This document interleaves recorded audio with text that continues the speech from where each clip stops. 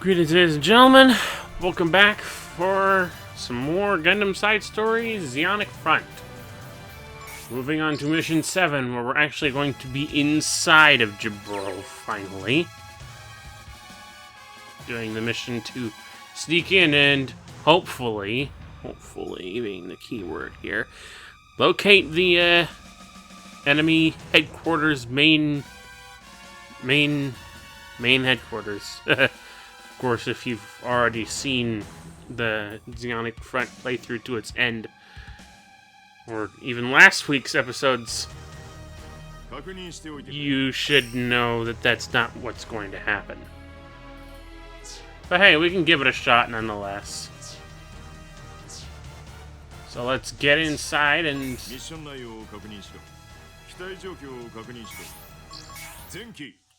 do some damage!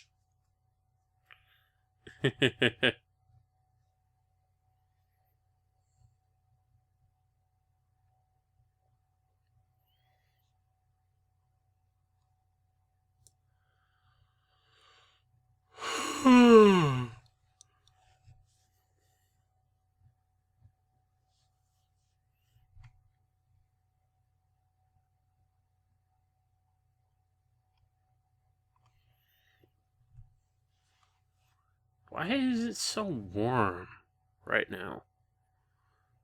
Middle of freaking winter and it's warm up here. It's always so freaking up and down.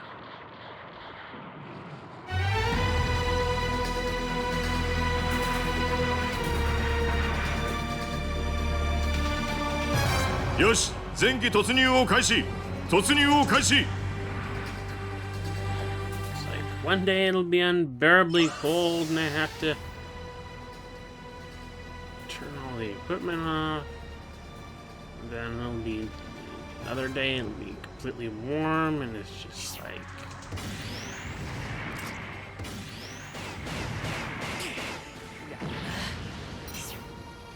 Okay, one thing I'm remembering now about this stupid thing is the way lock-on works with guard.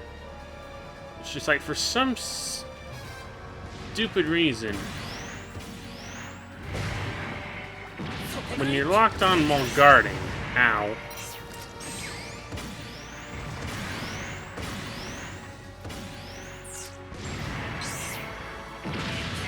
Okay, maybe that was just a singular instance right now, but it seems to me like for some reason, yeah, wants to drive you towards the target while you're using guard. I don't get that. If you boost, it will try to line you up more with the target than if you just left it be. Don't know why I'm picking up on something like that now instead of much earlier in the game. Actually, I probably picked up on it during the VR missions segment, but it's been so long since I did that you'll forgive me if I really didn't know.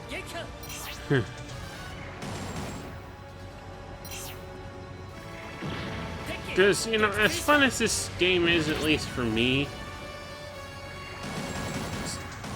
one that I'm kind of... I understand is kind of a one-and-done type deal. It's like this game is probably better off as a rental if you can rent it, but given that it's a Japanese import, there you go.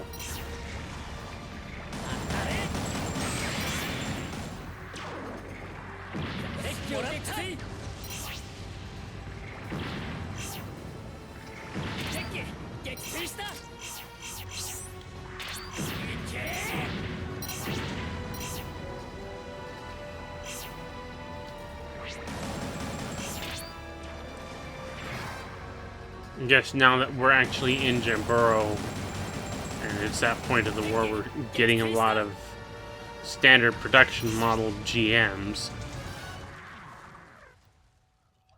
It doesn't look quite like the same underground area we were in the original Zionic Front game.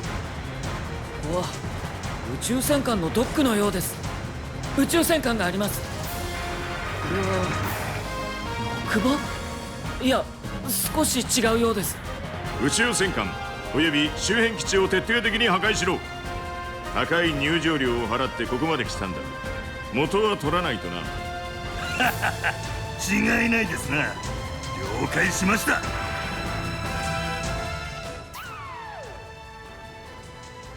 Okay, blank rival battleship. This is actually an annoying son of a dick here, because like most battleships, well, it is kind of annoying, but this one's also in a really cramped area, so I can't really approach it from a good direction without actually being hit myself. And there goes Matt already.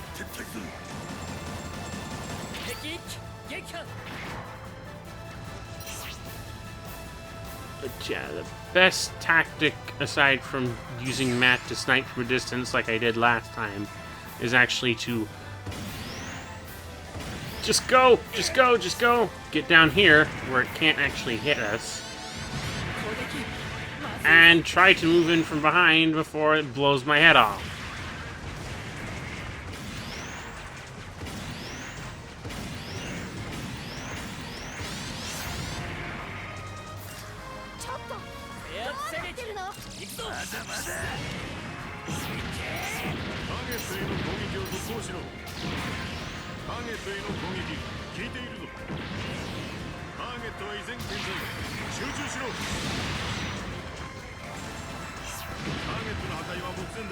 And from down here, they shouldn't, keyword here being shouldn't, be able to do much damage to us.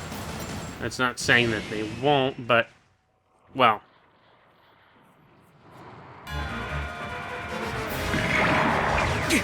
Nanda?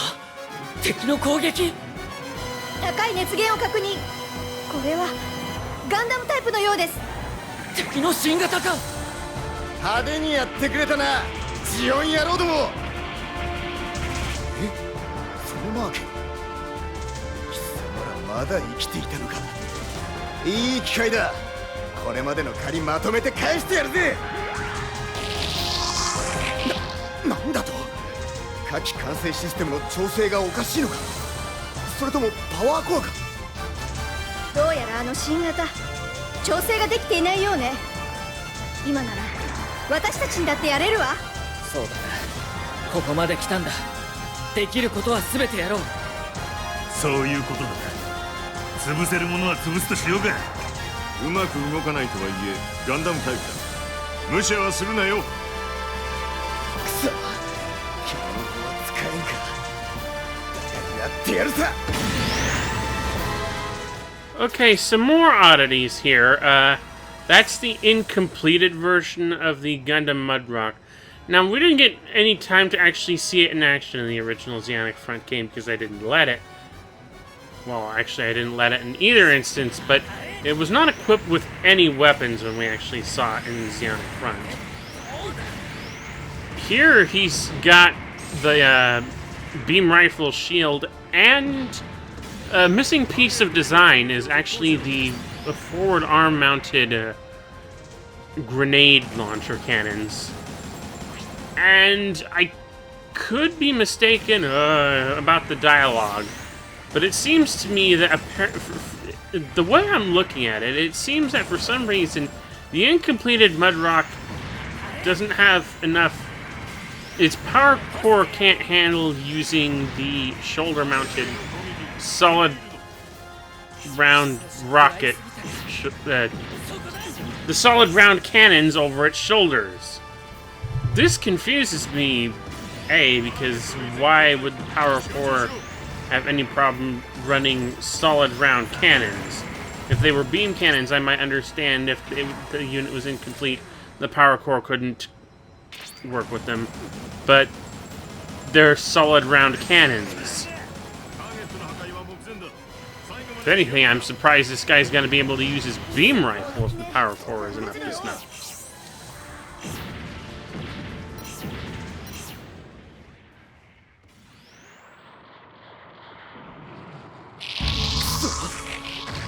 成さえ間に合っていればこんなことには。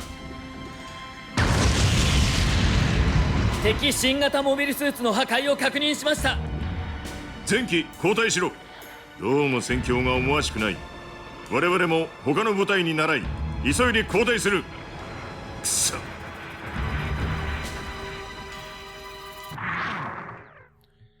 And what's done is done.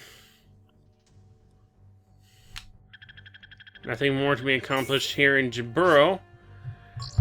So we have to retreat, excuse me, back to California base. And again, we're going to be skipping over a mission because we're not going to do the California base defense line mission at all in this game. We're going to go straight to the Defend HLV mission, which also has a number of changes. Oh boy, has it got a lot of changes.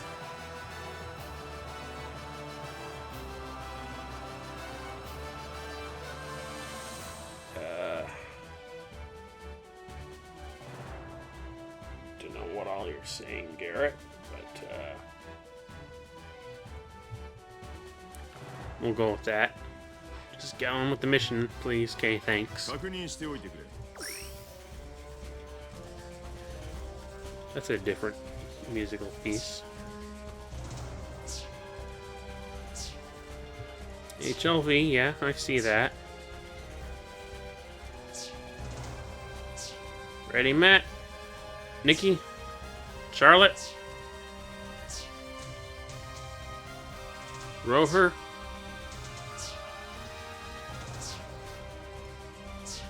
It's like we get to see some of Rover every now and again, but 機体状況を確認しろ。 yeah. 前期 Where's the rest of the team? Where's Sandra? Where's Sophie? Where's Swaggard? Manning? Renchef? I think we saw Manning and Renchef earlier, but... Come on. Only these three? We're stuck only with these three throughout the entire campaign.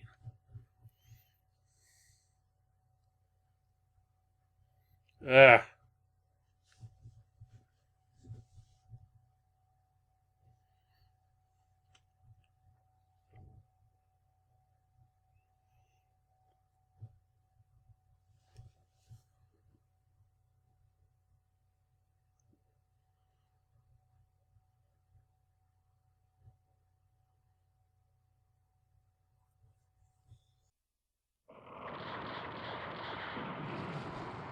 HLV 発射まで何としても敵を寄せつけるな。いいな。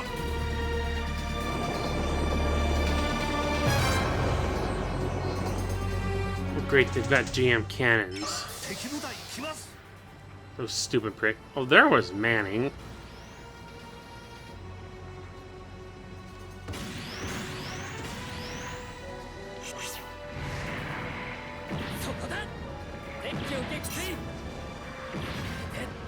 There weren't any GM cannons in the actual Xeonic Front game, and I suppose... Well, yeah, no, I understand why there weren't any of those. Other than I guess they weren't really that common mobile suit. Well, they never really were. I guess because they had, like, gun cannons, it's just like, what's the point of having GM cannons? Aside from, you know, variety. Ow. How do you like it?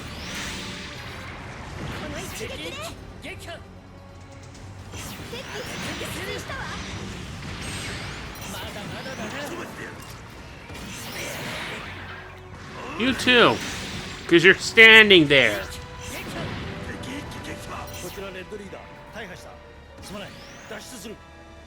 More. Yeah, I was going to say about the differences in this mission. First of all, it's a sunny day instead of a rainy, cloudy one. Second of all, there's a lot more to this base that we're defending now with the HLV. Not that that's necessarily a bad thing. Oh god, you guys are getting Hey. And I think they've got like these desert type GMs standing in for the heavy armor types, since they basically look exactly the same, except the heavy armor types have a couple more boosters on them. Hey. You're getting too close for comfort. Quit swinging it.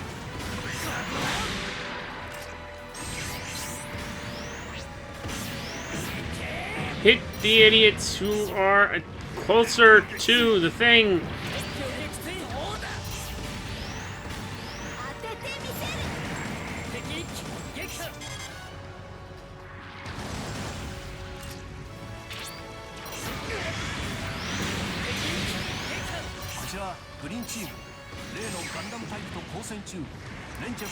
Gundam type. I heard Gundam type. That's. Ugh. I know what that means, and it's not happy things. Not happy things at all.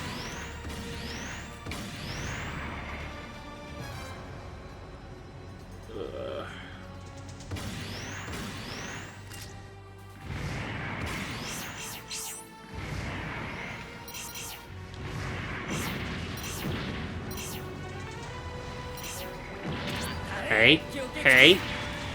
Run on ahead all you want. I'm gonna shoot you in the back if you decide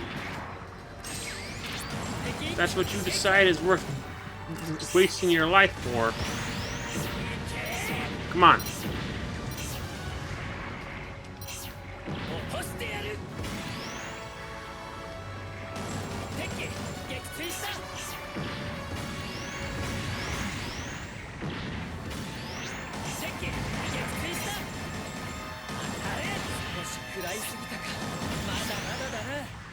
Yeah? You think so? You think so?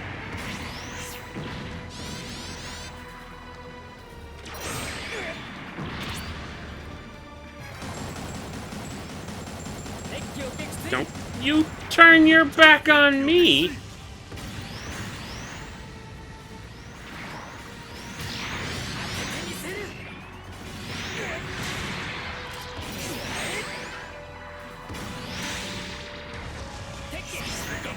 Let's quickly switch over to Matt and just take this guy out. Good freaking riddance. Now, where's that Gundam?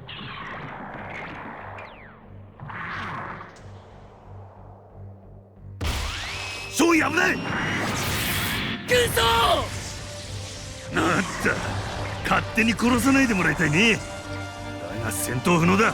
脱出する。今度こそ仕留めさせてもらうぞ、ジオン野郎ども。どうやら回収を済ませたようね。キャノン砲も使えているようだし、安定してるわ。どう戦えばいいの？隠れても無駄だ。なんだ？何？パワーユニットに直撃だと？これ以上部下はやらせん。Okay, more differentiating from the game. We now have Garrett Schmitzer's specific Zaku 1, or at least a close approximation of it and its equipment loadout in this game, and he's taking active part in the battle. Leave me alone!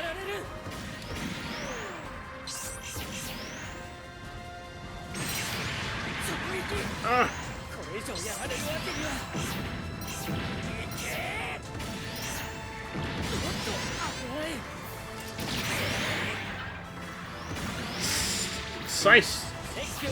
Take out Lamuk's first, and then actually switch over to Garrett because he has fairly decent. Oh, for crying out loud! Support device.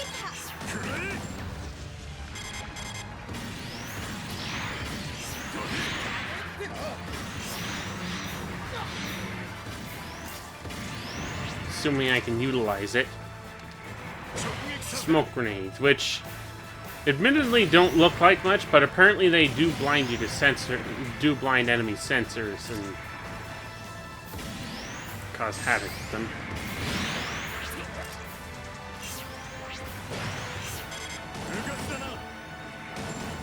But yeah, this is... There's some sort of...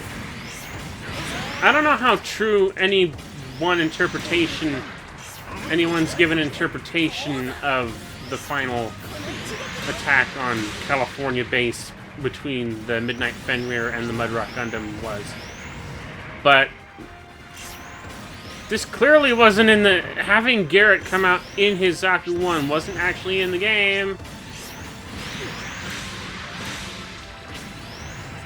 And to have it go up against the Gundam one-on-one, mano-a-mano in this combat style does kind of irk me, because yes, I can imagine Agar being an incompetent enough pilot that if he wasn't paying direct attention to the battle, that yes, he would fuck up and get the Mudrock ruined. But you're pitting a Zaku 1 of any classification up against an advanced 6th generation Gundam! Well, maybe not generation, but either way. A Gundam versus a Zaku 1! Even as incompetent as a pilot that is, he would have to be massively... He would have to be a horrible pilot in order for that to really slide with me. Because frontal assault combat... Does anyone remember Gundam? In the original Mobile Suit Gundam? Also, more pulled out of its ass. Heavy fork! And this is going to be real problematic, because among ship classifications, among ship classes, heavy forks are pretty beastly to deal with in these games. That's, again, mostly because most of their firepower is right up front. So it's best to approach them from the back, but it's in a tight space again. What the fuck, what did I stand on?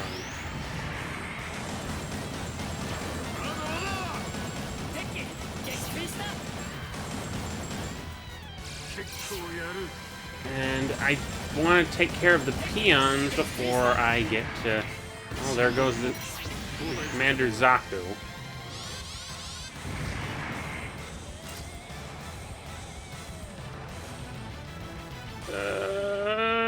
Boy. Okay, this is actually not too bad a place to start from. As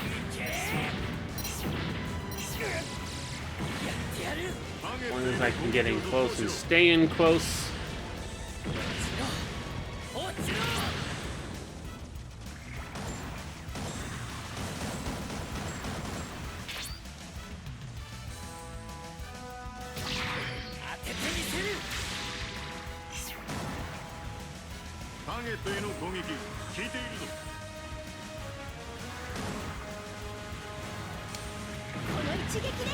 Hit the damn thing, don't just stop firing.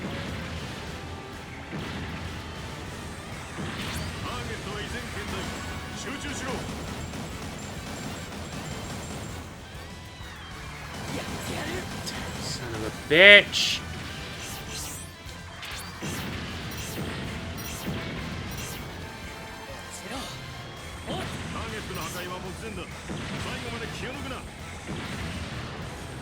Go down.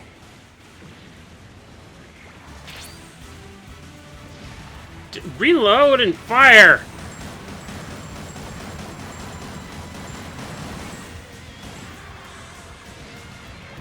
Duh.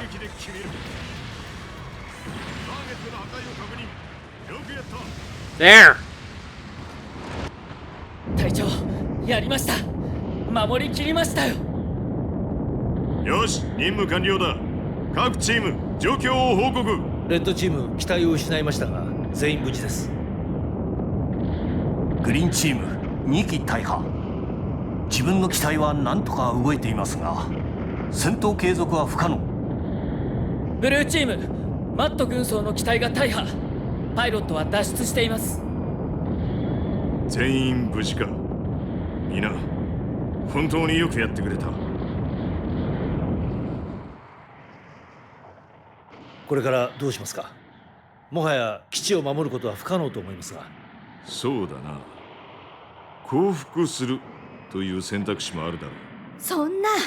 まあ最後まで聞け。降伏するという選択肢もあるだろうが、諦めず最後の最後まで戦い抜くのも我々に課せられた仕事のうちだろう。全員地下ドックに急げ。そこにユーコンが待機しているはずだ。戦闘に耐えられない機体は破棄する。戦場と必要とされる友軍がいる限り戦い続ける。それが我々闇夜のフェンリル隊だ。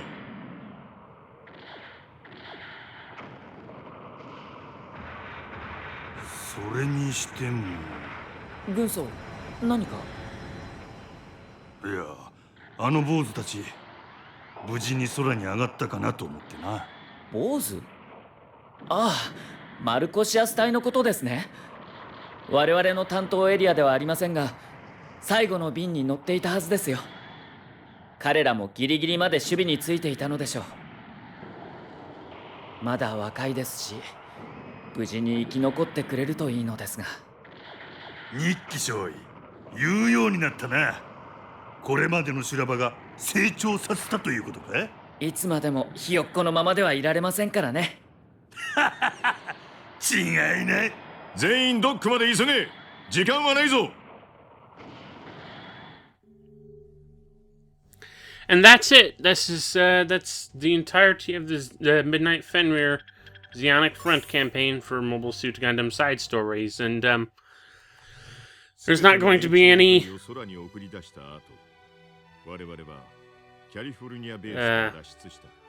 not going to be any last Fang thing to go over, unfortunately. If anyone was hoping to see that, just ends here. 地上に残った我々は補給も乏しくなり、ますます厳しい戦いを強いられるだろう。だが我々は諦めない。祖国のため、大義のため、愛する者を守るため、ジオンの旗のもと戦場に身を投じた将兵たちはそれぞれの思いと理由を持って戦い、そして死んでいった。そうした思いを持って戦う戦友がいる限り、我々の戦いもまた決して終わることはないだろう。 And there we go. I don't know how else to say that this particular side story in Mobile Suit Gundam side stories is a peculiar reinterpretation, as far as I can tell. We played the actual Zionic Front game, so we have a lot of stuff from that to compare it to this. And it, you know, if it were in a language I understood, it might make some more sense to me. As it stands, it just makes me ask a lot of questions. Like, why did you change so many things? But then this game is... well, what am I saying? But... I mean, when this game is on a budget, it's better to reuse and recycle as much as what's known as possible, but... then again, I don't know the whole story, but... whatever. So, I don't think it's worth watching these credits. Yeah. I think I already stated in my Zionic Front, at the end of my Zionic Front Let's Play, where we're going to go next with the Mobile Suit Gundam games. And we won't return to side stories until we do the stuff for encounters in space. And then after that, we probably won't return to this game until I get both the Blue Destiny and Rise from the Ashes games, so that we can round out all the side story stuff here. So I think that'll do it for now. Thanks everyone for watching so much, if you bothered to watch it all. RCFS, and I'll see you next time.